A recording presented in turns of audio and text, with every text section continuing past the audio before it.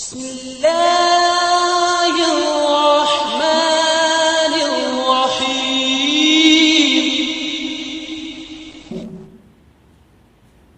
நம்மை சோதிப்பதற்காக, நம்மை பரீட்சை எடுப்பதற்காக அல்லாஹ் தஆலா இந்த உலகத்திலே அனுப்பி வைத்திருக்கின்றான்.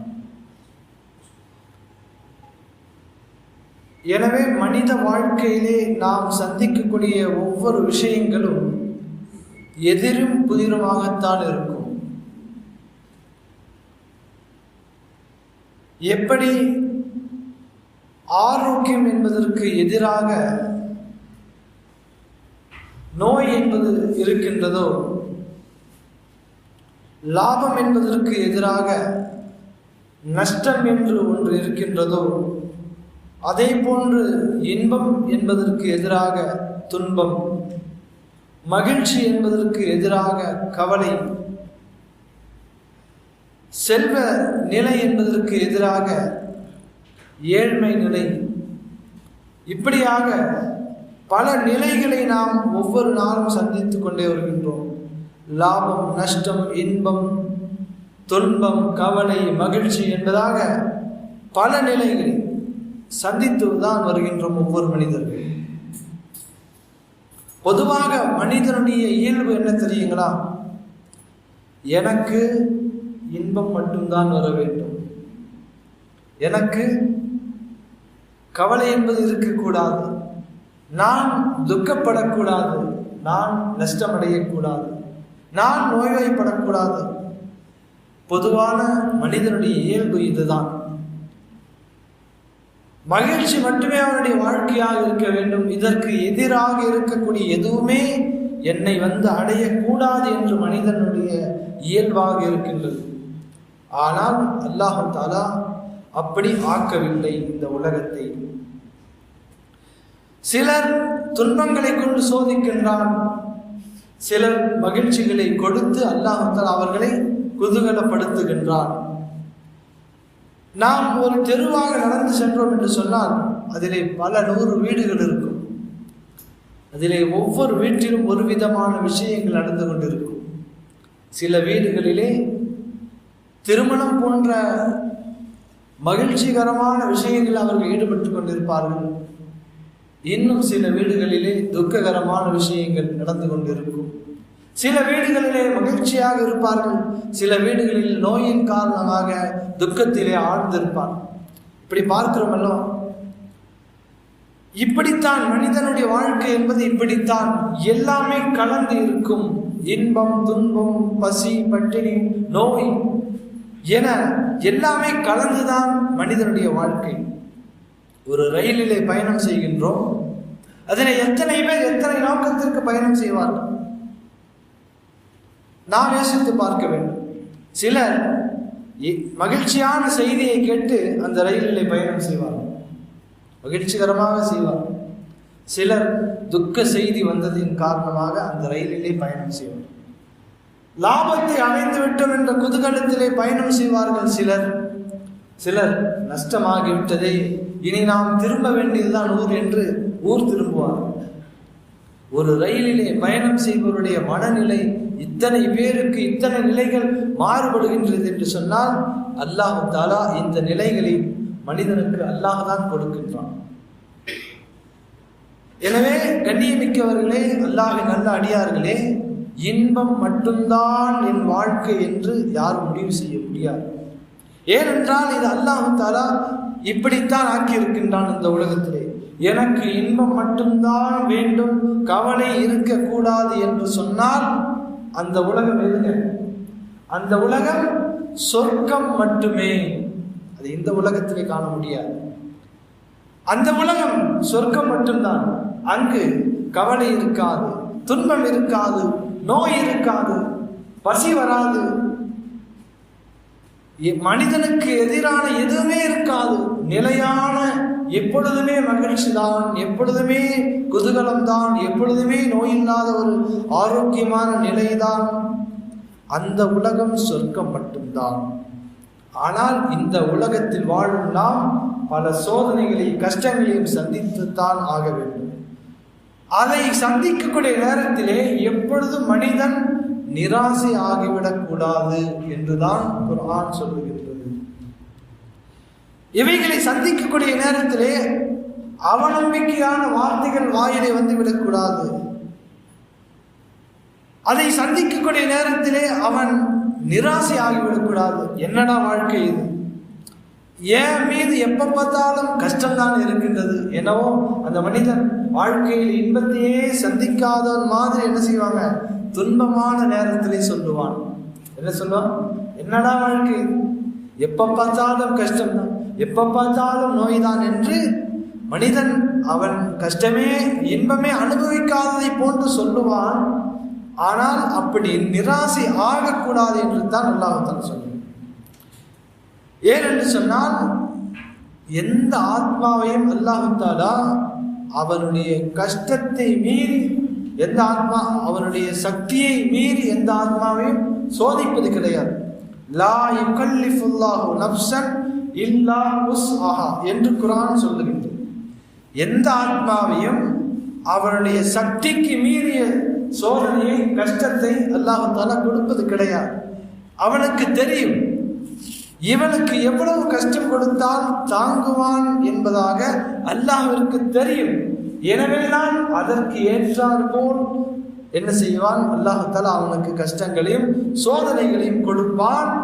ஆனால் விரக்தி என்ற நிலைக்கு நாம் ஒரு காலம் சென்று விடக்கூடாது. அவநம்பிக்கை என்ற அந்த பக்கத்திலே நாம் அதனுடைய பக்கத்திற்கு கூட நாம் சென்று விடக்கூடாது. இது ஒரு மூமினுக்கு அழகும் அல்ல. ஒரு மூமினுக்கு அழகு எது, அல்லாஹ் கொடுத்ததை பொருந்தி கொள்ளும் வாழ்க்கை தான்.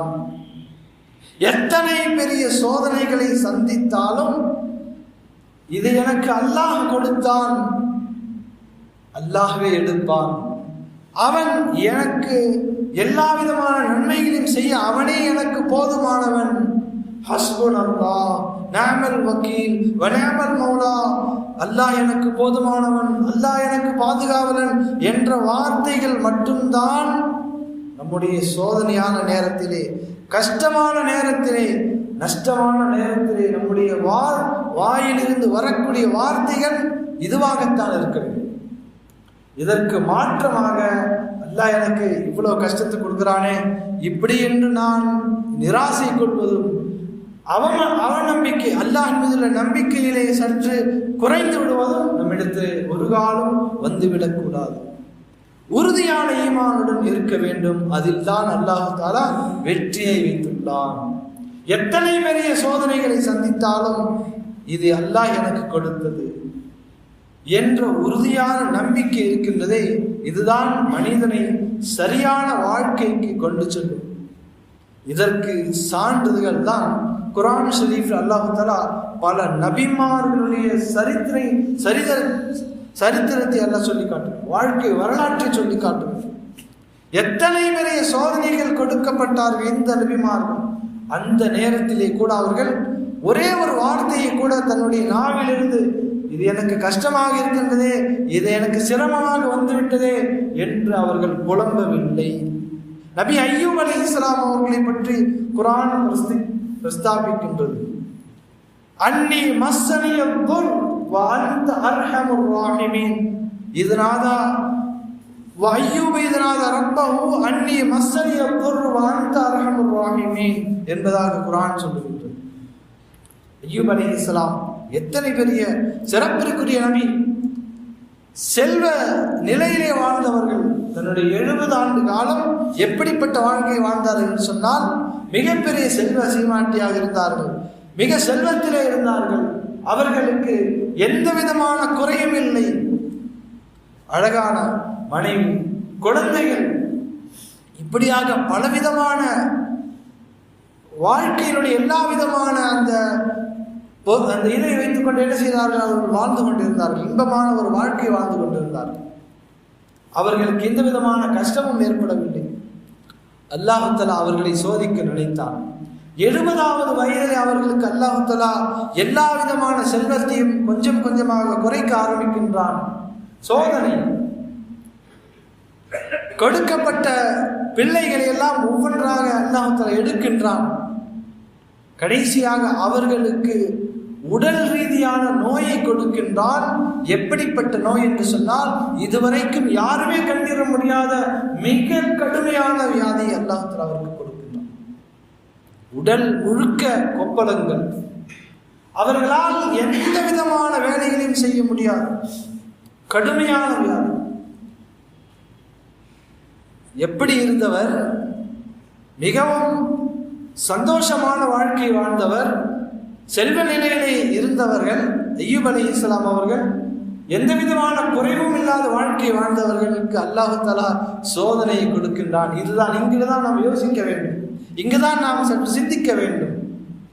ஒரு மனிதனுக்கு அல்லாஹ் தஆலா எப்போதுமே ஒரே விதமான வாழ்க்கை என்பதை கொடுப்பதில்லை இந்த உலகத்திலே. இது நபிமாருடைய வாழ்க்கையை நமக்கு சொல்லி காட்டுகின்றான். இப்படியும் இருக்கும், இப்படியும் இருக்கும். எல்லா நேரத்திலும் எப்படி இருந்தார்கள் நபிமார்கள் என்பதை அல்லாஹ் குர்ஆனிலே பதிவு செய்கின்றான். இன்பமான வாழ்க்கையை கண்டார்கள், அங்கும் அல்லாஹ்விற்கு நன்றி செலுத்தினார்கள். கஷ்டமான ஒரு வாழ்க்கை, சிரமமான ஒரு வாழ்க்கை, நோய், கடுமையான நோய், அல்லாஹ் இடத்திலே முறையீடு. எப்படி எவ்வளவு அழகாக முறையிடுகின்றார் தெரியுமா? அன்னி மஸ்ஸனியதுர் வ அன்த அர்ஹமுர் ராஹிமீன். அல்லாஹ் இப்படி அவர் கேட்கல, அல்லாஹ் எனக்கு நோய், கடுமையான நோய் வந்துருச்சு, என்னால் தாங்க முடியல, இப்படியெல்லாம் அல்லாஹ் நீ கொடுத்துட்டியா அல்லாஹ், அப்படியெல்லாம் அல்லாஹ் இடத்துல முறையிடல. அவர் எவ்வளோ அதாவது எவ்வளவு நயமா அவர்கள் எல்லா இடத்துல அவர்கள் முறையிடுகின்றார் என்பதை அல்லாஹ் சொல்லி காட்டுறார்.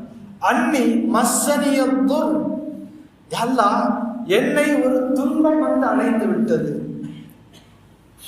ஆனால் அந்த அர்ஹமுர் ராஹிமீன், நீ இருக்காயே கிருபையாளருக்கெல்லாம் பெரிய கிருபையாளர். என்ன சொன்னாருங்க? கடுமையான வியாதி, குணப்படுத்த முடியாத நோய்.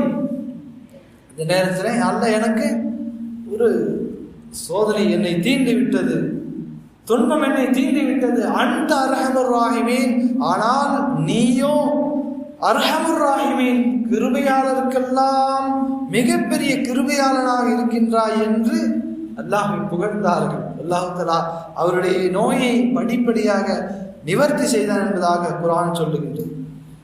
இப்படியாக பல நபிமார்கள், இப்ராஹிம் அலைஹிஸ்ஸலாம் அவர்களுக்கு பலவித சோதனைகளை கொடுத்தான். குர்ஆன்ல அந்த சோதனைகளை கொடுத்து விட்டு பிறகு அல்லாஹ் அவர்களை புகழ்கின்றான். இன்ன இப்ராஹிம் லஹலீமுன் அவ்வாஹும் முனீப், நிச்சயமாக இப்ராஹிம் அலைஹிஸ்ஸலாம் அவர்கள் சகிப்புத்தன்மை கொண்டவர்களாக இருந்தார். எல்லா நேரத்திலும் தன்னுடைய இறைவனுக்காக தன்னுடைய முகத்தை திருப்பக்கூடியவர்களாக இருந்தார். எந்த சோதனை வந்தாலும் அதை சந்தித்தார்கள், அல்லாஹ்விற்காக அவர்கள் அதை பொறுத்து கொண்டார்கள். குர்ஆன் சொல்லுகின்றது, வذ்குர் ஃபில் கிதாபி மூசா, நபியே மூசா அலைஹிஸ்ஸலாம் அவர்களை நினைவு கூறுங்கள் என்று குர்ஆன் சொல்லுகின்றது. எப்படிப்பட்ட கஷ்டம்! பிறந்தது முதல் அவர்களுடைய வாழ்க்கை முழுக்கதுமாக பலவிதமான சோதனைகளை சந்திக்கின்றார்கள். மூசா அலைஹிஸ்ஸலாம் அவர்கள் குர்ஆன்ல அல்லாஹ் புகழ்றான். மூசா அலைஹிஸ்ஸலாம் அவர்கள் இன்னஹு கான முஹ்லஸன், அவர்கள் மன தூய்மை உள்ளவர்களாக இருந்தார்கள். வகான ரசூலன் நபியா, அவர்கள் ரசூலாகவும் நபியாகவும் இருந்தார் என்று குர்ஆனில் சொல்லுகிறார். வذ்குர் ஃபில் கிதாபி இஸ்மாயில் அலைஹிஸ்ஸலாம் அவர்களை நினைவு கூர்ந்து பாருங்கள். அவர்களுக்கு எப்படிப்பட்ட சோதனைகள்! பெருமானார் ஸல்லல்லாஹு அலைஹி வஸல்லம் அவர்களுக்கு கொடுக்கப்பட்ட சோதனைகள். சொன்னார்கள், என்னை போன்று வேற எந்த நபிமார்களும் சோதிக்கப்படவில்லை. தாயிஃப் நகரத்திலே கடுமையான ஒரு சோதனை இது போன்று எந்த நபிமார்களுக்கும் கொடுக்கப்படவில்லை என்று சொன்னார்கள். முக்கிய தலைவர்களை சந்திக்க செல்லுகின்றார்கள். அந்த 3 தலைவர்களும் சொன்ன வார்த்தை, இங்கிருந்து நீங்கள் போயிடும். என்ன சொன்னார்? உங்களை சந்திப்பதற்கு நாங்கள் விரும்பவில்லை, முகத்திற்கு நேரடியாக சொல்லுகின்றார். உங்களை சந்திக்க விரும்பல, இங்கிருந்து போங்க. அல்லாஹ்வுக்கு உங்களை விட்டு ஆளை கிடைக்கலையா நபியாக அனுப்புவதற்கு? இப்படியாக வார்த்தைகளால் அவர்கள் என்ன செய்யறாங்க? விளையாடுகின்றார்கள். கடுமையான முறையில் அவர்களை மன உளைச்சலுக்கு ஆளாக்குகின்றார்கள். பெருமானார் ஸல்லல்லாஹு அலைஹி வஸல்லம் இதோட விட்டாங்களா? பெருமானார் ஸல்லல்லாஹு அலைஹி வஸல்லம் வெளியே கிளம்பி வராங்க. சிறுவர்களை ஏவி விட்டு கற்களால் அடிக்க வைக்கப்படுகின்றனர். கல்லால் அடி வாங்கினார்கள் பெருமானார் ஸல்லல்லாஹு. தன்னுடைய மேனி முழுக்க இரத்தங்கள் வடிந்தோடுகின்றது. அவர்கள் எடுத்து தன்னுடைய உடம்பிலே தேய்த்து கொண்ட இதற்கு பின்னால் அவர்கள் சொல்லும் வார்த்தை தான் இங்கு கவனிக்கப்பட வேண்டியது. சொன்னார்கள், ஒரு இடத்திலே சென்று அல்லாஹ் இடத்திலே முறையிடுகின்றார்கள், விரக்தியாகவில்லை. இப்படியெல்லாம் சோதனை வருமா? நபி பட்டம் பெற்றால் இப்படியெல்லாம் அல்லாஹ் சோதிப்பானா? மக்கள் இப்படியெல்லாம் செய்வாங்களா? அப்படியெல்லாம் சொல்லலை, எதையுமே முறையிடவில்லை. அல்லாஹ் இடத்துல சொன்னார்கள், அல்லாஹும்ம இன்னி அஷ்கு லுஅஃப குவதி, யா அல்லாஹ் உன்னிடத்திலே நான் முறையிடுகின்றேன். லுஅஃப குவதி, என்னுடைய சக்தி குறைவை, என்னுடைய சாதுரிய குறைவை, எனக்கு அந்த அளவுக்கு இது பத்தலையோ, அவங்க கிட்ட போய் நான் சாதுரியமா பேசுற அளவுக்கு என்னிடத்துல திறமை இல்லையோ என்று தன்மையை அவர்கள் தாழ்த்தி கொண்டார்கள். எப்படி பாருங்க, பெருமானார் ஸல்லல்லாஹு அலைஹி வஸல்லம் அவர்களை விட சிறப்பான முறையிலே பேசுபவர்கள் யாரும் இருக்க முடியாது. ஆனாலும் அல்லாஹ்விடத்திலே முறையிடுகின்றார்கள், என்னுடைய பலகீனம், என்னுடைய சாதுரிய குறைவு, இதனால நான் அவங்க கிட்ட போய் பேசி அவங்களை என்னுடைய வழிக்கு கொண்டு வர முடியவில்லையோ என்று அல்லாஹ்விடத்திலே முறையிட்டார்கள். அன்பானவர்களே, அல்லாஹ்வின் நல்ல அடியார்களே, சகோதரர்களே, பெரியவர்களே, இந்த உலக வாழ்க்கை அல்லாஹ் தஆலா பலவிதமான சோதனைகளை கொடுப்பான், கஷ்டங்களை கொடுப்பான். இவைகளுடைய சமயத்திலே நோய்களை சந்திக்க வேண்டியது வரும். இது போன்ற தருணங்களிலே நாம் அல்லாஹ்விடத்திலே முறையிட வேண்டும், அல்லாஹ்வின் பக்கம் முன்னேற வேண்டும். எந்த தருணத்திலும் நிராசையான வார்த்தைகள், அவநம்பிக்கைக்குரிய வார்த்தைகள் நம்முடைய வாயிலிருந்து வந்துவிடக்கூடாது என்பதை நாம் கவனமாக இருக்க வேண்டும். பொதுவாக மனிதர்கள் எப்பொழுது நிராசை ஆகின்றார் என்று சொன்னால், பொதுவாக மனிதர்கள் எப்பங்க நிராசை ஆவாங்க? தான் ஒரு விஷயத்தை நினைத்தான், தான் ஒரு விஷயத்தை நினைச்சான், இப்படியெல்லாம் நடக்குன்னு, ஆனால் அது நடக்காத பொழுது. ஒரு விஷயத்தை நாம் நினைச்சாங்க, ஆனால் அது நடக்கலை.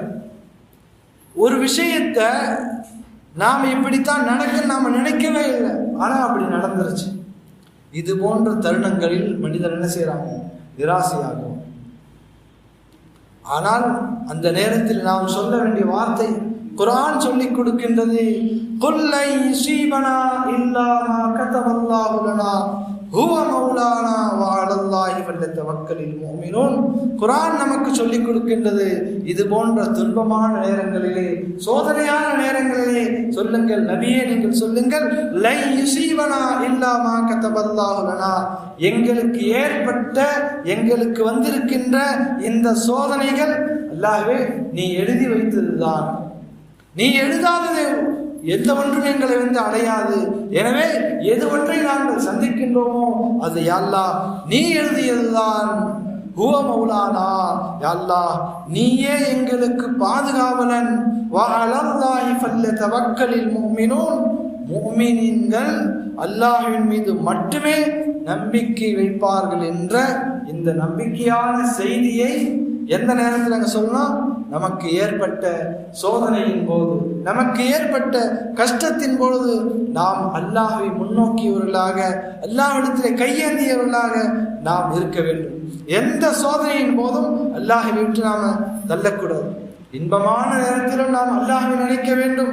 கடுமையான சோதனைகளின் போதும் நாம் அல்லாஹ்வை நினைவு கொண்டவர்களாக இருக்க வேண்டும் என்பதையே குர்ஆன் பல நபிமாருடைய வாழ்க்கை வரலாற்றை சொல்லி காட்டி, இது போன்று உங்களுடைய வாழ்க்கை அமையுங்கள்.